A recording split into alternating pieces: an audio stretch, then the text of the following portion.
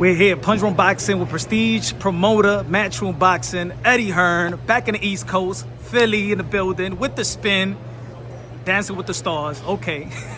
So how you feel about Boots Ennis and this Karen rematch?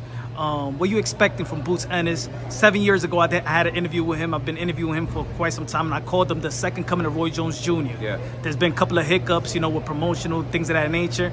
But what do you feel about what you think his performance is going to be this Saturday, and what's the ceiling for Jaron Boots Ennis? Oh, to be honest, you know, I think I've always believed that Jaron is a pound for pound great fighter. I mean, this card, of course, called Two Kings because you got two incredible pound for pound fighters in Jesse Bam Rodriguez and Jaron. For me, this is the future of American boxing. In fact, the whole card. You know, you look at Ray Ford, Khalil Coe, Ernesto Mercado, Zaquin Moses, Amo Williams. Like, this is one of the best cards, top to bottom, in terms of talent. And I think Jaron can go on, and I think you're looking at number one, number two pound for pound fighters in the world in those two. Yeah. And very, very privileged to promote this card. Really looking forward to Saturday night. As a promoter and and let's say his trainer, his team, you know, a lot of people always wanted to look past the current opponent. They talking about Boots Ennis versus Bud or Boots versus Virgil. How as a team you got to keep them mentally ready for what's in front of them and not look past his opponent? Because many great fighters lose by looking past their opponent. That's really right, and the same for Bam as well. You know, everyone's talking about Boots against Virgil Ortiz and Bam against Chocolatito. Like, these guys are hungry to become world champions and change their life. So the great fighters stay switched on, and I believe they'll be switched on for Saturday night. It's going off the Boots, Bam Rodriguez, lineal champion, Quadra, Rumvaside, Juan Francisco Estrada. He's giving people their pension plan, retirement plan. He's not even in his prime. What do you feel about Bam Rodriguez? I believe he's top 5 pound for pound. What's the ceiling for Bam Rodriguez? I just spoke to him. He said he would like to become a 5-division world champion. Yeah, I think it's possible. I mean, that's really, every time he moves to a new weight class, we've got to win a world championship, and then we've got to try and unify. You know, he did that at flyweight. We want to do that at superfly. He'll be at bantam probably before too long. Who knows, a potential future matchup with Nairo Inoue, I think, is one of the best in the sport. But I think Bam is getting better and better, and I think he'll be able to showcase this against Guerva. You know, who's a very good fighter, went to Australia, beat Andrew Maloney.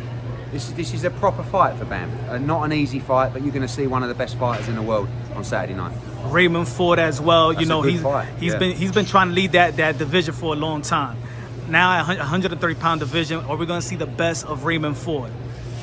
I think you're going to see the best of Ray at 130 pound. I mean, again, this fight, like, you've got to be careful in these fights. Ray is super focused, like, he's had a great camp, but this is not an easy fight against Orlando Gonzalez. This is a tough fight against a very good fighter. But I think you've got a special fighter in Ray Ford. I really do. I believe he won that fight with Nick Paul. It was a very close fight, but you know, it's done now, and he probably had one fight too many at 126, but it's okay. You're going to see a fantastic performance from Ray at 130. Now, outside of this card, what's the update with partnership with you and Devin Haney? Is there anything? We're not, you know, we don't have a contract. Always get on with Devin and Bill. Love to work with them in the future. We'll see what the future holds. Yeah, because I had a dialogue and debate with Bill Haney last week on the Boxing Voice, and he said that Turkey and Top Rank offered Teofimo Lopez a fight, and then he said, well, Turkey and Matchroom is going to pay us, and Top Rank is going to pay Teo. You said there's an offer on the table. What's on the table, Bill? An offer to fight Teofimo Lopez and Devin Haney. What Top Rank will pay their side of the fight, Devin Haney will be paid from the Matchroom,